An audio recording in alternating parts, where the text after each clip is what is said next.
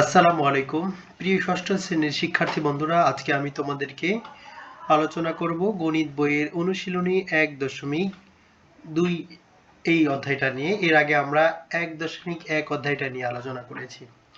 যাই হোক, তো 1 নম্বরে আছে আমাদের যে 1 নম্বরে আছে 30 থেকে 70 এর মধ্যে মৌলিক সংখ্যাগুলো লেখো।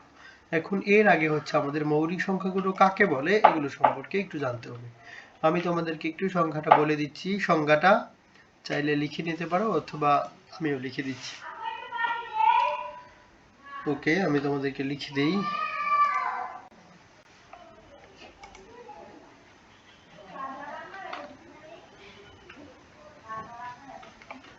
আচ্ছা,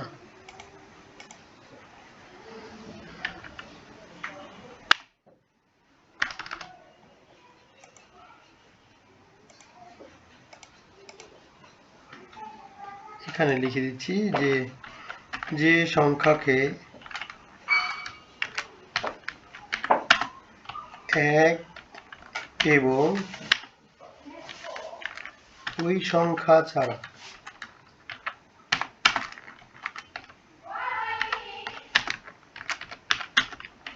আর কোনো সংখ্যা দ্বারা বিভাজ্য নয় বা ভাগ করা যায়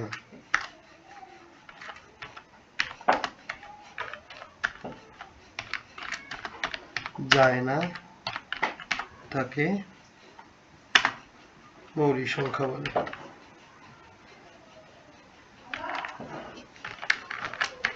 মৌলিক সংখ্যা বলে, ঠিক আছে।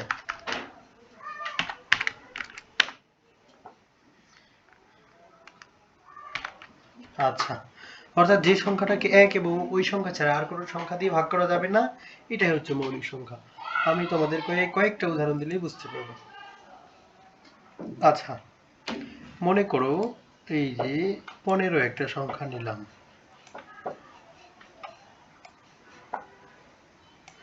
আচ্ছা, এই সংখ্যাটাকে দেখো কত কত দিয়ে ভাগ করা যায়। 3 5 15 ভাগ করা যাচ্ছে, ঠিক আছে। আচ্ছা, এরপরে আবার হচ্ছে 1 দিয়েও ভাগ করা যাচ্ছে। যেমন এখানে যদি 1 দেই 1 15 15। আবার 15 দিয়েও ভাগ করা যাচ্ছে, অর্থাৎ 15 এই যে একে 15, অর্থাৎ অনেকগুলো সংখ্যা দিয়ে ভাগ করা যাচ্ছে। তার মানে এটা মৌলিক সংখ্যা নয়। যেটা মৌলিক সংখ্যা হবে সেটাকে ওই সংখ্যা এবং 1 এই দুইটা ছাড়া আর কিছু দিয়ে ভাগ করা যাবে না।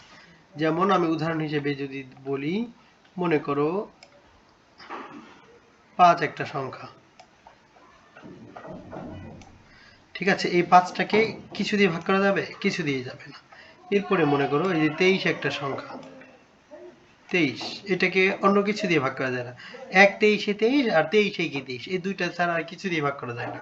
তার মানে এটা হচ্ছে মৌলিক সংখ্যা। আশা করি মৌলিক সংখ্যা ক্লিয়ার। তাহলে সংজ্ঞাটা আমরা মুছে ফেললাম। এখন আমাদের প্রশ্ন হচ্ছে যে 30 থেকে 70 এর মধ্যে মৌলিক সংখ্যাগুলো কি কি আছে এগুলো আমাদের লিখতে বলছে। তাহলে আমরা এখানে লিখে ফেলি, এই বরাবরই লিখে ফেলি। দেখো এখানে 31, তারপরে হচ্ছে কমা 37, এগুলো মৌলিক সংখ্যা। হ্যাঁ, 39কে কিন্তু 13 দিয়ে ভাগ করা যায়, হ্যাঁ 3 দিয়েও ভাগ করা যায়, তার মানে ওটা হবে না। আবার দেখো 41, এটাকে কিছু দিয়ে কোনো সংখ্যা দিয়ে ভাগ করা যায় না। এরপরে 43, এটাও সেম। তাহলে আমরা একটু দ্রুত লিখে ফেলি। এরপরে হচ্ছে 47, এরপরে 51কে কিন্তু 17 দিয়ে করা যায়, তার মানে 53 হবে মৌলিক সংখ্যা। এরপরে 59, এটাকেও কোনো সংখ্যা দিয়ে ভাগ করা যায় না।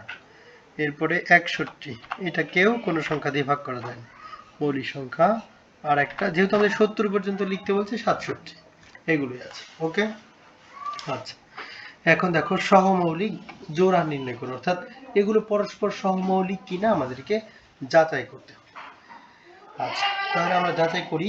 এই যে ক নাম্বারটা প্রথমে যাচাই করব, কেমন? আচ্ছা, তাহলে আমরা ক নাম্বারটা এখানে করি।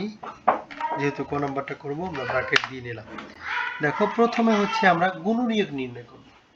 তাহলে 27 এর গুণনীয়ক, 27 এর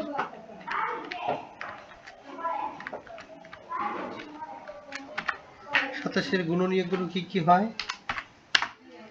আচ্ছা, যেমন 1কে যদি আমরা গুণ দেই, 1 গুণন 27 সমান 27, ঠিক আছে। আচ্ছা, এখন 2 দিয়ে কি 27কে গুণ করা যায়? যায় না। এরপরে 3 দিয়ে যায়। আচ্ছা, 3 গুণন 9 সমান হচ্ছে 27। ওকে, মানে যে সংখ্যাগুলো দিয়ে গুণ করা যায় আমরা সেগুলো দিয়ে আগে গুণ করে দিই। আচ্ছা, এরপরে আবার 9 দিয়েও গুণ করা যায়, ঠিক আছে। এইগুলো দিয়ে, অর্থাৎ একই কথা। তাহলে দেখো 27-এর গুণনীয়কগুলো হলো, আমরা লিখতে পারি। তাহলে 27-এর গুণনীয়কগুলো হলো 27-এর গুণনীয়ক সমূহ কি কি? এই যে 1 পাইলাম, গুণ, তারপরে হচ্ছে 3 গুণ, আমরা এইভাবে লিখতেছি 1 3 9 27 এভাবে লিখব। এরপরে হচ্ছে 1 3, এরপরে হচ্ছে 9 গুণ 27, এগুলো পেলাম, ঠিক আছে। এখন এই ঠিক সেম ভাবে হচ্ছে যে আমরা এই যে 54-এর গুণনীয়কগুলো নির্ণয় করব, ঠিক আছে। ওকে, আচ্ছা, এখানে আমরা এটার নিচে একটু 54 গুণনীয়কগুলো, আচ্ছা বোঝা যাবে না, এটা তোমরা পরের লাইনে লিখবে, কেমন? আচ্ছা, তাহলে আমি এখানে লিখে দিই 54-এর গুণনীয়ক।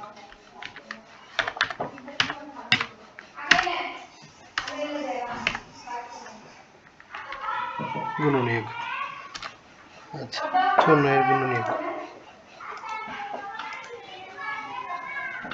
1 গুণ 54 সমান হচ্ছে 54। এরপরে হচ্ছে 2 দিয়ে কি এটাকে করা যাবে? অবশ্যই যাবে, যেহেতু জোড় সংখ্যা আছে। তাহলে 2 গুণ 27, তাই না? 2কে যদি আমরা 27 দিয়ে গুণ করি তাহলে তো 44 হবে, 54 হবে। আচ্ছা, 2 গুণ 27 সমান হচ্ছে 54। এরপরে 3 দিয়েও যাবে, 3 দিয়ে কতকে গুণ করতে হবে? 18, অর্থাৎ 3 18-তে 54, 3 গুণ 18 সমান হচ্ছে 54। এরপরে 27, এরপরে আর যাচ্ছে না, ঠিক আছে। 4 5 এগুলো দিয়ে যাচ্ছে না, তার মানে হচ্ছে আমাদের কত হলো তাহলে? 3। আচ্ছা, 4 5 দিয়ে যাচ্ছে না, 6 দিয়ে দেখি আমরা একটু চেষ্টা করি। আচ্ছা, 54 ভাগ 9 6 54, তাই না? আচ্ছা, তার মানে হচ্ছে তাহলে আমাদের 9 দিয়ে যাচ্ছে, 9 গুণ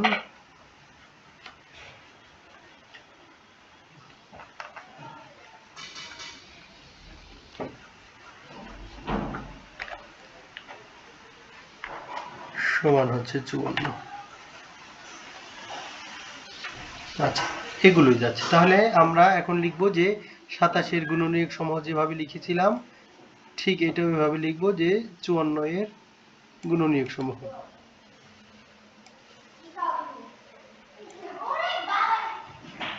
আচ্ছা, আমরা এখানে তাহলে লিখে ফেলি 54-এর গুণনীয়ক সমূহ কি কি পাইলাম? 1 গুণ, নিচ দিক থেকে আসবো, 2 গুণ 3 গুণ, 3-এর পরে কত পেয়েছি আমরা? 6 বা 9। আচ্ছা, সিস্টেম অনুযায়ী 6 লিখি। আচ্ছা, 6, আচ্ছা গুণ, আচ্ছা 1 গুণ 2 গুণ 3 গুণ, এরপরে হচ্ছে 6 গুণ 9 গুণ, এরপরে হচ্ছে 18 গুণ 27 গুণ 27-এর পরে হচ্ছে 54। এই তো আমাদের কাজ শেষ। এখন হচ্ছে আমরা একটা জিনিস লক্ষ্য করব যে যেগুলো সহমৌলিক, যেগুলো পরস্পর সহমৌলিক সেগুলো শুধুমাত্র এক মিলবে, আর এছাড়া আর কিছুই মিলবে না। কিন্তু আমরা যদি এখানে লক্ষ্য করি, লক্ষ্য করলে দেখতে পাচ্ছি যে আমাদের এখানে, আচ্ছা আমি একটু অন্য কালার নেই, তো এই যে এখানে এক তো মিলেছেই, এখানেও এক মিলছে, এরপরে এখানে 3 মিলেছে, 3 মিলেছে, তারপরে হচ্ছে যে এই যে এখানে এখানে 9, এখানে 9 মিলেছে, এরপরে এখানে 27 মিলেছে, এখানে 27 মিলেছে। তাহলে আমরা নিচে লিখব যে 27 এবং 54 সাধারণ গুণনীয়ক, অর্থাৎ যেটা উভয় পাশে আছে। তাহলে আমরা সাধারণ গুণনীয়কগুলো লিখে ফেলি। এখানে 27 এবং 54 এর সাধারণ গুণনীয়ক।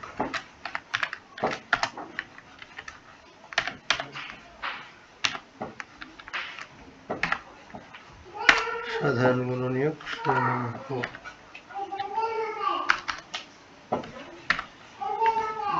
কি কি পেলাম? 1,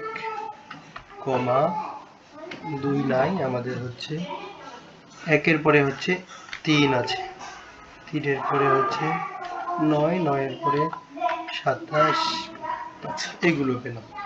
ঠিক আছে, তাহলে এগুলো দ্বারা বোঝায় যে, তাহলে আমরা এখানে অতএব চিহ্ন দেব, অতএব দেব, দিয়ে বলবো যে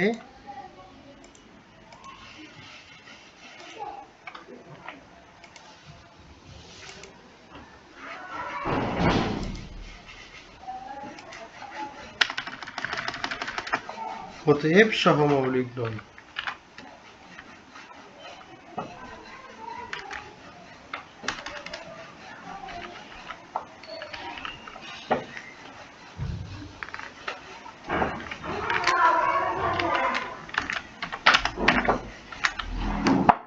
সহমৌলিক নয়।